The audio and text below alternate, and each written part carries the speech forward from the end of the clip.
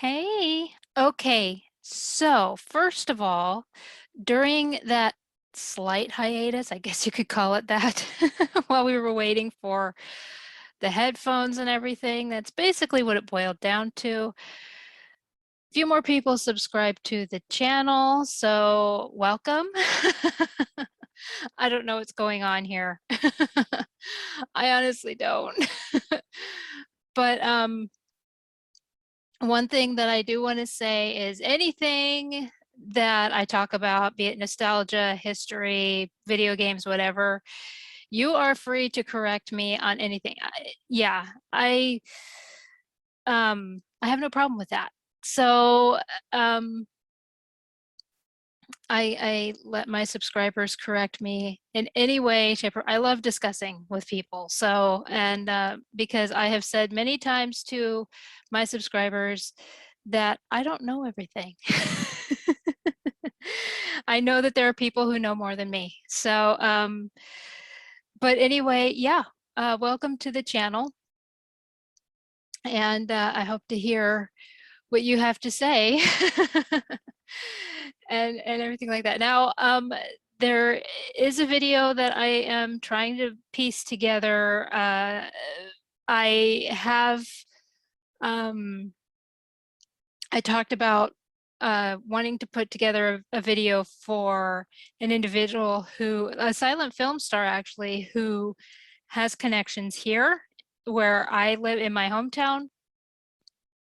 And I'm having a dickens of a time trying to find information. So it's going to take a little bit longer. I was working on that um, while on that little break. But what I wanted to talk about is this. And because I've mentioned it in a few of my videos, and so I thought, you know what? Let's talk about it. And now, just like I said, I may not get all the information, so you are free to correct me. I will also be putting a lot of links in the description below for you. So, because again, there's a lot of times when you do videos like this, I'm sure a lot of other YouTubers, influencers who do like history or any, they try to put all the information and yeah. So, but I will do my best. And so I have mentioned the first strike, the first documented strike in history. And it was in ancient Egypt. And it was against Ramses III. And it was in Deir el-Medina. And so if you're unfamiliar with Deir el-Medina, I will actually be putting links in the description with a series that's for Joan Fletcher. If you're unfamiliar with Joan Fletcher, I talk a lot about Mary Beard. Mary Beard does a lot of series and specials with ancient Rome. Well, Joan Fletcher does a lot with ancient Egypt. I love both those ladies. They're a lot of fun. So, in fact, the late Terry Jones from Monty Python, he did medieval specials. And he wrote books on history and everything. And he did actually a special on ancient Egypt, and Joan Fletcher showed up in his special. And so I will put that one in the description as well so that you can watch that. And so yeah, Miss Terry Jones. But anyway, so Joan Fletcher has talked about Deir el-Medina in her specials and everything. And so that's actually how I learned about Deir el-Medina. And it was a village for workers. who worked on the monuments and everything else. And it was very well constructed. I mean, and it wasn't one of those that was like low class or anything before people start saying, oh, before I get arguments in the comment section or anything, thinking that it's the whole thing with like the slaves or anything like that. No, these were middle class, and they were well fed, they were paid, and everything like that. So they were paid with like tools and food and water and makeup. And in fact, in the special with Terry Jones, he asked about the makeup. And because we see the murals all the time, and with them with the makeup and everything, which actually became popular again when King Tut was found in the 20s. And so he was asking about that, and Joan Fletcher said that it's a lot like how athletes will put the stuff on their cheeks and everything. And I'm sorry about that, but it's to repel the sun, basically. And that's how, and because they didn't have sunglasses. Nope. And but anyway, yeah, I'm sorry, hitting the microphone and everything. So still getting used to it. But so there was actually an excavation close to the same time that King Tut was found, because of course after King Tut was found, suddenly a lot of other archaeologists wanted in on that slice of pie. I mean, here's Howard Carter. He was about ready to pull out of the game, and then he, by chance finds this lost king. And it was full of treasure. So at that time, a lot of archaeologists were then going all over the place trying to find anywhere. And so this one gentleman, and I can't say his last name, but there was a team led by Bernard. And of course, again, I'll be putting all this information in the description for you so you can. But Bernard, and I'm not sure where he was from. Let's see real quick. He was a French Egyptologist. So, but this French Egyptologist, he was excavating, and he was the one that found er-Medina. And this went on, let's see, does it say? Oh, in 1922, the same time that King Tut was found. So, and I believe I saw at the same time that he was excavating, and I mean the excavation went from until like 51 or something, and everything. And I don't remember, because I did see somewhere, I'll have to look for the article again. I couldn't find it before I sat down. I looked around and everything, but there was one person in particular that did thorough research as they were excavating and everything, because this place had like pottery shards and everything else. And I mean, it had a lot that helped to delve into these people's lives. And of course, when I was watching the documentary with Joan Fletcher, I believe that's her name. Now that I think about it, I hope that's right. I will correct myself, of course. So many names up there. Oh, good heavens. And but she's a lot of fun because she's very passionate about what she's talking about. But anyway, when I was watching her, when they're excavating this site, they find these shards and a whole bunch of other stuff. And basically they find like these little doodles. And one time they found a cake recipe. They also found like an order for a window. And I have to agree with her when she said that basically, we always talk about how, oh yeah, the ancient Egyptians and everything, but this makes them very real, their everyday lives, just like what we do, baking a cake and ordering a window for your house and everything. There was like poetry and all of that. And the guy that was with her was saying, how many of us when we're working during our break, we have, we doodle things and all of this stuff. And, like there was one that was a doodle of a dancer doing a back bend and all of that. It also reminded me of, we always think of those medieval uh, the illumination books that have the little doodles in the spine. Oh, those monks. Yeah. Have like the weird smiley faces and the little things. There was one I remember that it had a saying in it, and the saying was something like, "I'm tired." I can't wait for the day to end. Something to that effect.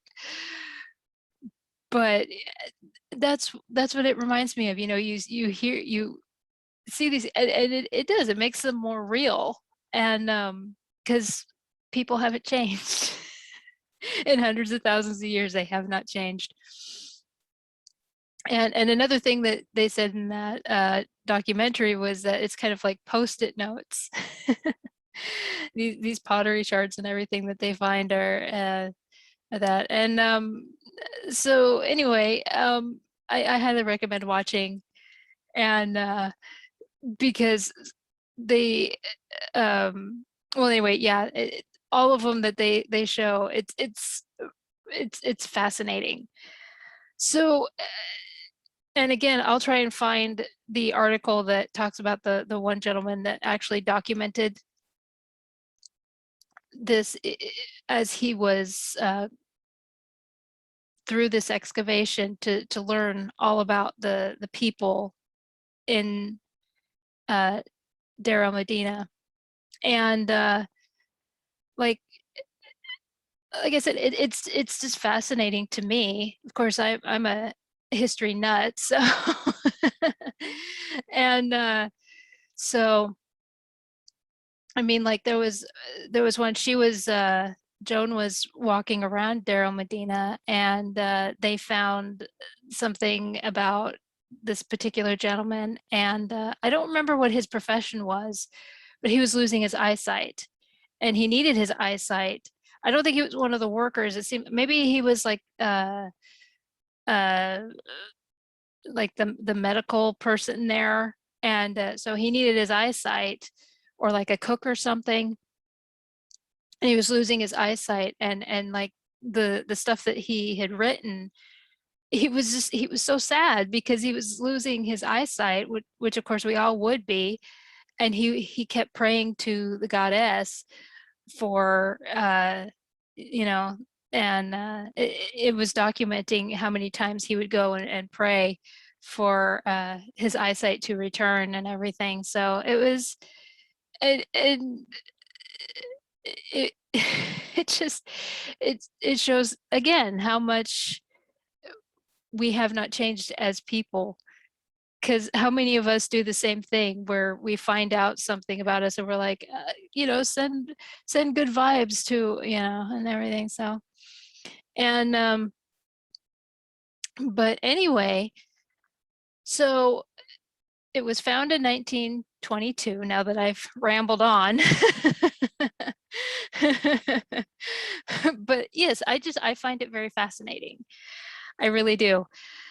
And now Deir el-Medina was found in 1922, and I believe, is, of course, you can, let's see, at the time when the was concentrating on Carter's discovery in 1922, a team led by Bernard began to excavate the site. Okay, so it doesn't really say when, it just says in the 20s. So, okay. But I did see that in like the 50s is when they started to pull away. This particular team pulled away from the site, but they are still excavating and everything. So, and so the site is located on the west bank of the Nile, across the river from modern day Luxor. And I'll try to put a map up here and show exactly where. Within walking distance of the Valley of the Kings, and which is significant in the fact that, again, I said that the workers there were like middle class and, you know, more of upper class workers. So when they had like their day off or whatever, and they weren't working for the king, for Pharaoh, they could go over to the Valley of the Kings and work on uh, uh, their own tombs or their own projects or whatever, because I'm sure that, you know, and so, because some of them uh, who had close ties to Pharaoh, they were given a spot in that area. Of course, it wasn't known as Valley of the Kings at that time. It was considered Valley of the Kings later because of events that happened and everything. So yeah, unfortunately, and yeah, due to corruption and everything. And but we'll get to that. Now, the papyrus itself, I never know which one to say, papyrus or papyri. And you can explain that to me. I've never known which one to. I've looked it up and everything, and my brain just dies. And please educate me. And I would love to. Yeah, I never know which one. And it's is watch me overthink now. Is is papyri two? Is that multiple? That would sound right. And papyrus is just one. That would make sense. Maybe I'd solve the case. Yes, that's another one of my problems. For those of you that are new to the channel, I overthink so bad. But I think I got it. Okay. So this papyri, and I hope I'm saying it right. uh, it was found in the 1840s. However, Deir er-Medina was discovered in the 1920s. That happens a lot, actually. Uh, like, how many times has Pompeii been found?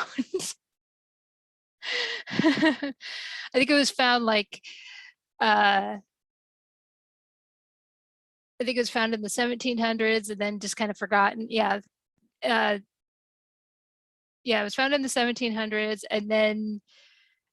uh, and then found again like in the 1800s. Yeah. So, and then it seems like 3 times actually. I'll have to check that out. But anyway, yeah, so Pompeii was, yeah, it was found quite a few times. So it's not uncommon for this kind of thing to happen where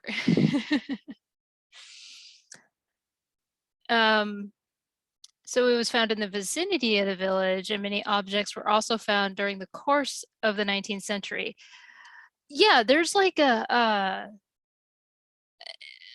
like this hill of pottery, and it's actually ancient pottery. And so they go through all the time. It's just broken pottery.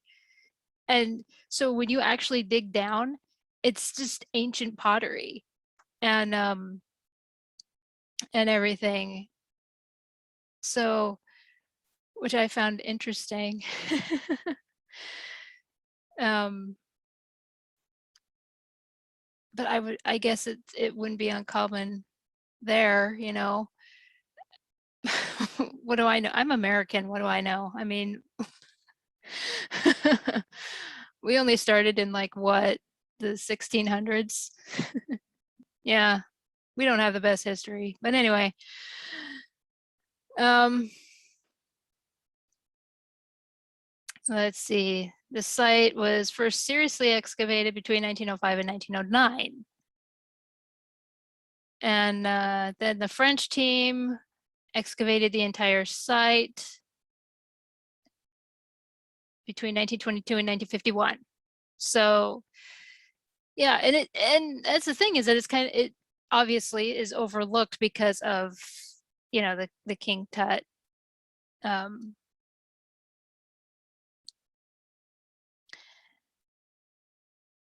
let's see. Through lack of control, it's now thought that about half of the pyri recovered were removed without the knowledge or authorization of the team director. Uh-oh, that's not good. And but unfortunately back then, and it sounds like it happened back then, everybody wanted something exotic. So yeah, it's just unfortunate. And so oh, here's the name of the gentleman I was talking about. And he's from the Czech Republic, or Czechoslovakia. I still remember when it was Czechoslovakia, but they're calling it the Czech Republic. And he was a Czech Egyptologist. I'm not about to say that name because I know I'll butcher it, but again, I will put all of this in the description box for you. And he was part of the team, and he went on to study the village for like 50 years, and was able to name and describe the lives of many of the inhabitants. So that's who I was talking about. And again, I will have him in the description box for you, because I'm not about to try and say his name. And so anyway, yeah. Oh, good. They have his name here. And so that makes it easier. Now, anyway, so where is this all leading? Now that we've talked about the village and everything, and all of that, well, so the village sounds like it was doing really well, right? I mean, uh, you have middle class, and so these weren't slaves, and they're working for Pharaoh, and actually doing their own projects on their days off and everything. They can go off and do other projects and everything. It seems to be doing just fine. So what's the deal? What is going on? And I mean, they had medical care. There was actually uh like a law set up and everything. They had their own law and everything. And so yeah, I mean, everything was and they had, of course, religion in there, and you had to have religion. That was so. So what happened? Okay. Ramses the third.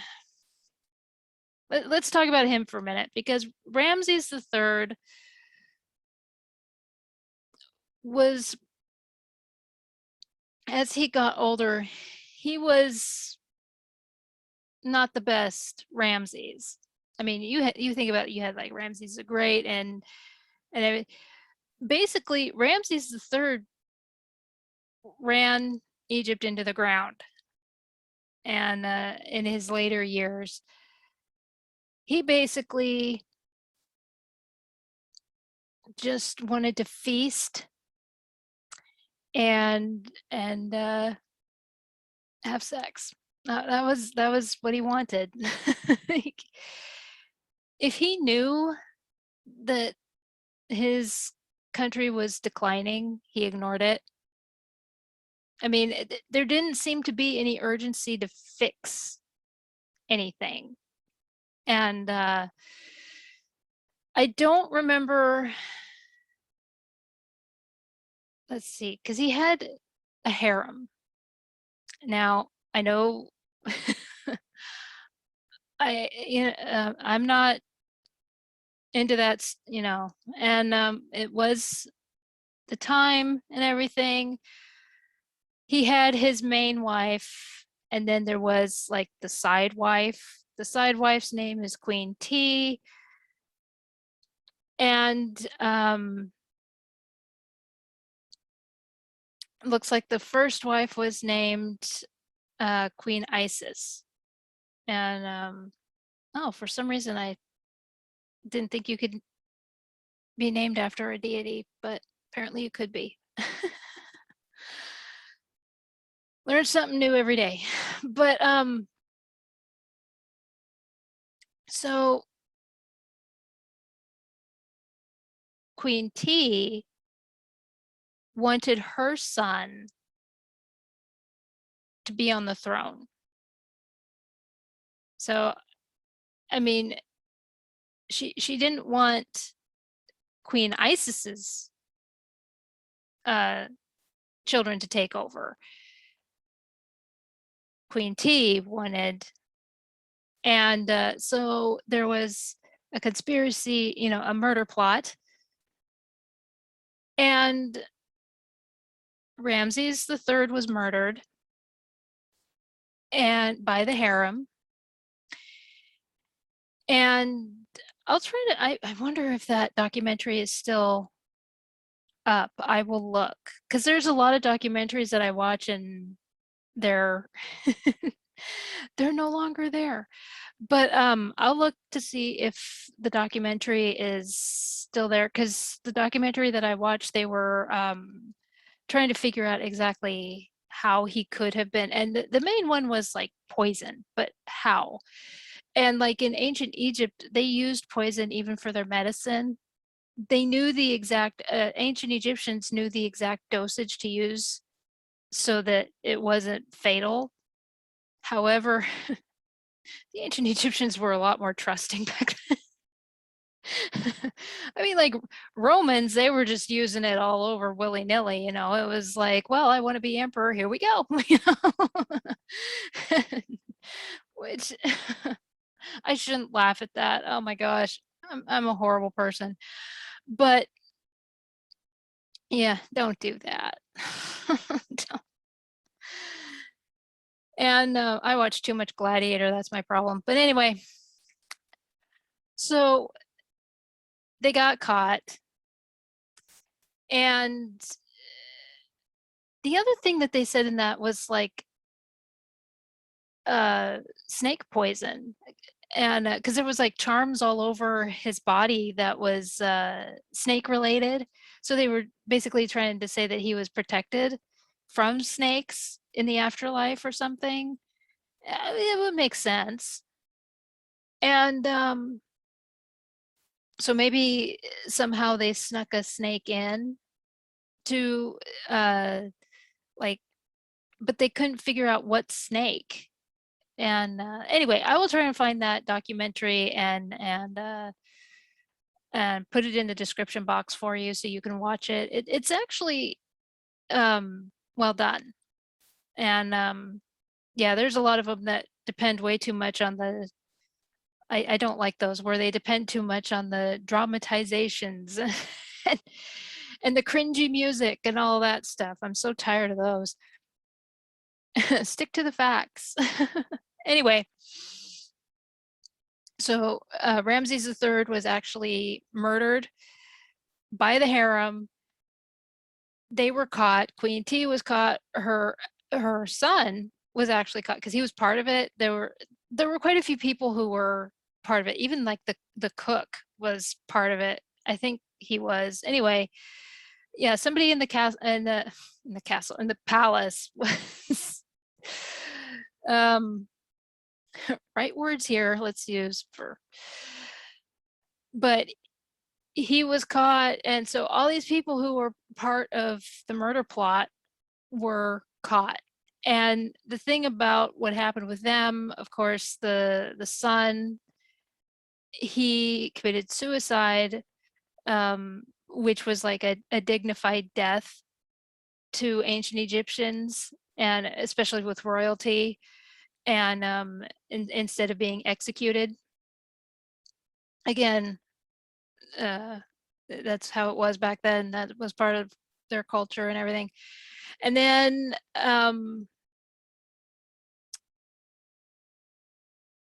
with everyone else, it seems like the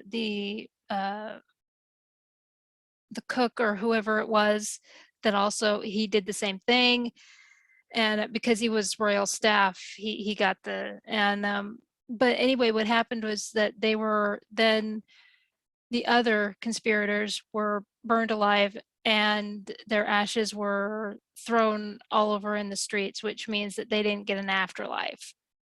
So it's like, oh man. I mean, that's horrible, but but they killed a guy who was pharaoh, and so don't do that. so yeah, Ramses the third, that's basically Ramses the third in a nutshell.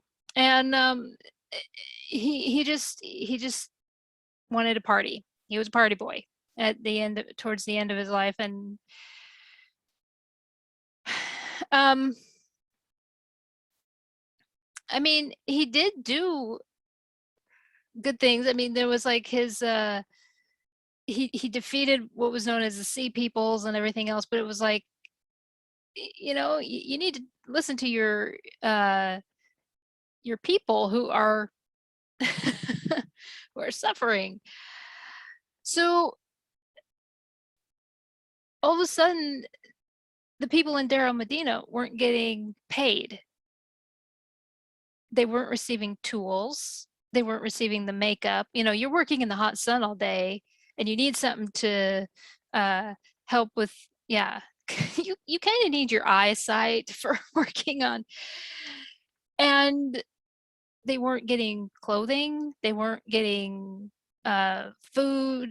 They weren't getting, yeah, and they weren't getting any of this stuff. And so, I mean, honestly, how are you going to work when you don't have the tools? the math is there. And so this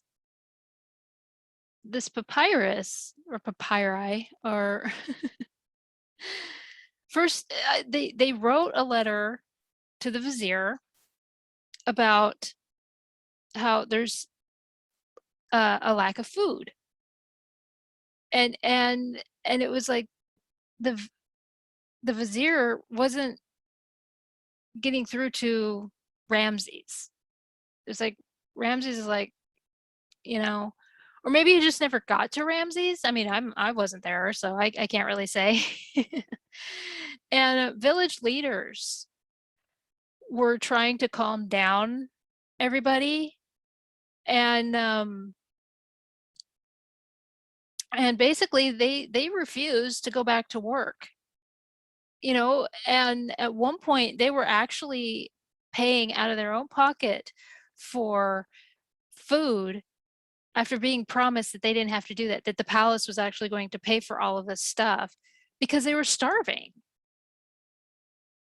And it got to the point, I mean, this strike and this whole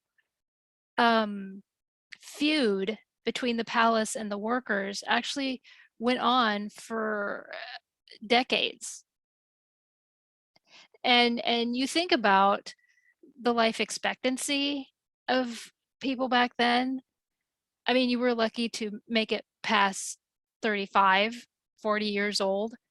So the people who originally went on strike were gone by the time this was settled. So, and it basically came to a settlement by the time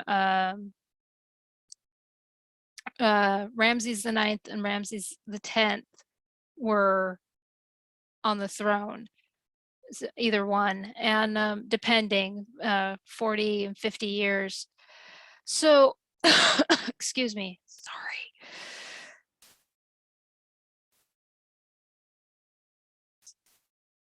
The problem with all of this is, you remember where I talked about how the Valley of the Kings wasn't always the Valley of the Kings. And to be quite honest, I think that term came around after people started finding the, you know, in the 19th and 20th century. Yeah, everybody was finding all these royal tombs. And so, but I don't think that the ancient, you can correct me, of course, like I said. And so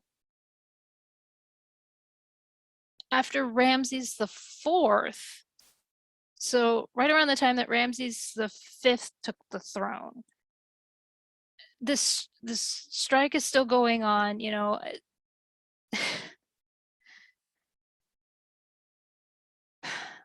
Egypt is in chaos now at this point. People are angry. And I mean, like, it's just this is the point where tomb robbing started happening. And people were demanding food, they were demanding water. They weren't getting like the simplest things. They wanted to work, but how could you do that when the simplest things that you were promised, it wasn't. And so it was just, so what happened was people became desperate and they started desecrating tombs. I believe that's the right word. Yeah, they started going into these tombs, the royal tombs, and they would grab up um, the the trinkets off of these that were supposed to be magical.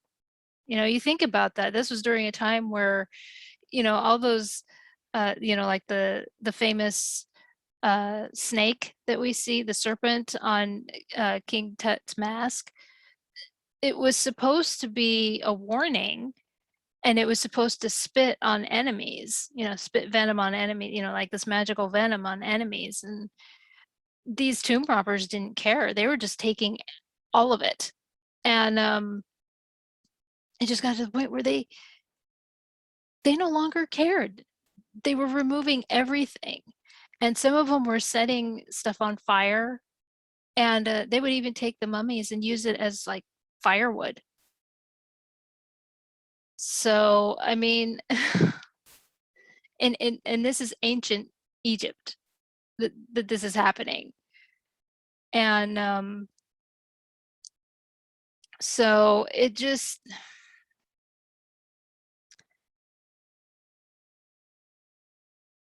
and of course the palace was very aware of it, and anybody who got caught was executed because of the fact that they were because of what they were doing. and everything. And it was kind of a kind of a underground scheme. I mean, they were hired, these tomb robbers were hired by someone, and then they would go and, go to the tomb and grab up everything, and then they would set it on fire, maybe set it on fire and everything, or they would even sell the mummies. And depending. And then they'd go back and they'd sell these trinkets, and it just ugh. And this is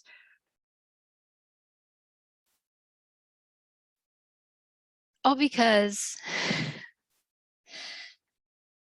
they weren't getting food. Uh, This is, yeah, it just,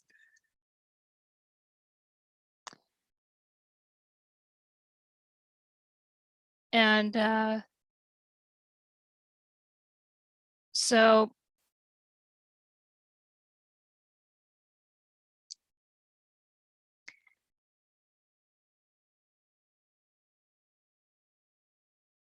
now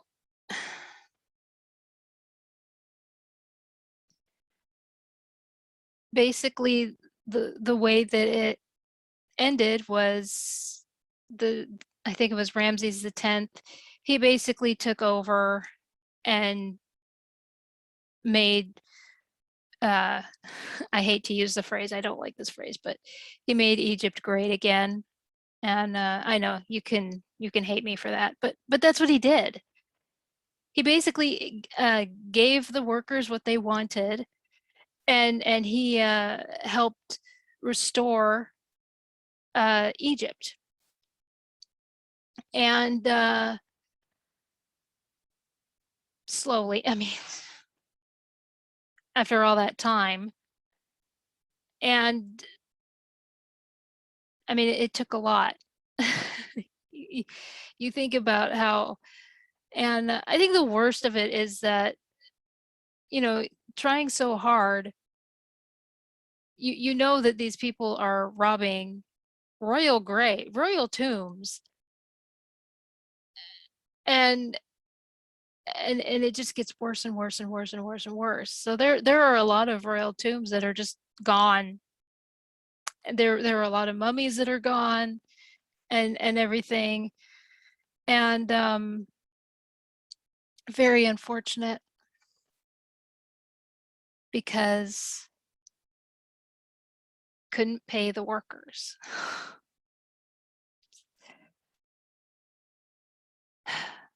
Very pig-headed. But anyway, I wasn't there. I can't say what every whole, I mean, maybe there was something having to do with the royal side of it. I mean, like, let's be fair here.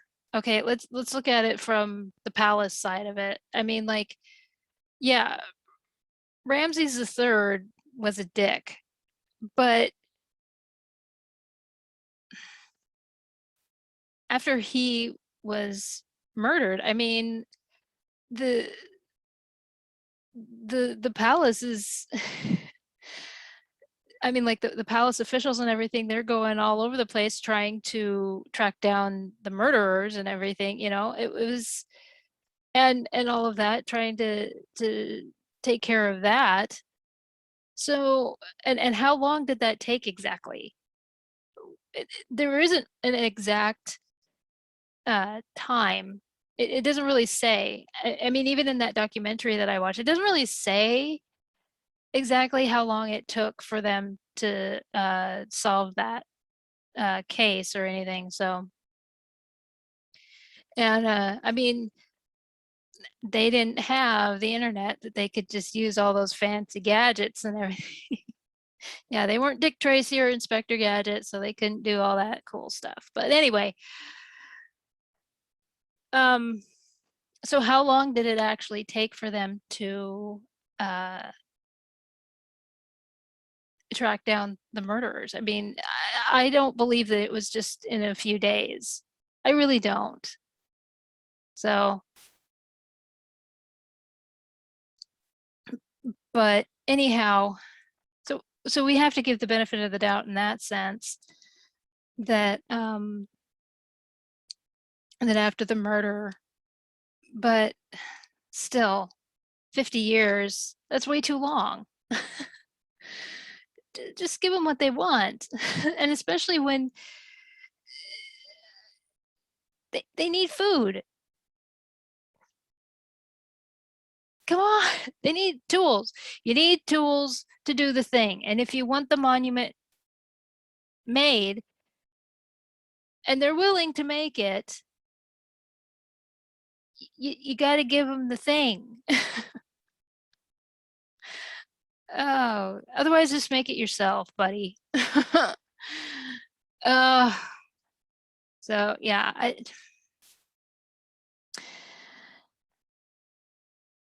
so as a whole, pretty much by the time Ramses the 10th came along, that's when everything closed up. Things were starting to get back on track. Again, I'm sorry, I don't like using that phrase. So yeah, shame on me. I never use it, so I don't know why I did. But it, and yeah, we'll give the benefit of the doubt and the fact that after Ramses the third was murdered, things just kind of flew into a tizzy. And for how long, we don't know. I mean, I don't remember them saying in the documentary how long it took. And but because we do have to think about that. I mean, we're so used to technology and everything. It just and all that. So and it could have taken years as far as we know. And so but 50 years, I don't buy that. And it should not have taken so long. And all the tomb robbing and everything. I didn't finish what I was going to say about that though. When all the tomb robbing was going on, the priests actually moved the, they were so desperate to preserve the bodies of their rulers, so they moved them into that valley and hid them. And so that's why it's known as the Valley of the Kings. They weren't originally there. And they weren't, yeah. And so there's also like one of the, I think it was Seti was in a casket, and the casket said another ruler, and I don't remember the name. And so and Seti didn't fit or whatever. Yeah, it was just they just wanted to preserve the bodies. And so, but anyway, yeah, so the tomb robbing resulted in the Valley of the Kings. I don't think that it was called Valley of the Kings during ancient times, but you can of course correct me. Anything that I have said in this video, you can 100% correct me. I have no problem with that. I love discussing with you people, with all of you, about anything. And but let's keep it civil. Yeah. And I will make sure to have all the links and for everything. Yeah, if you've never seen Joan Fletcher, her documentaries, I highly recommend you watch her. She's so much fun. She's so passionate about what she talks about. So but anyway, that's the first known documented that's the first documented strike in history.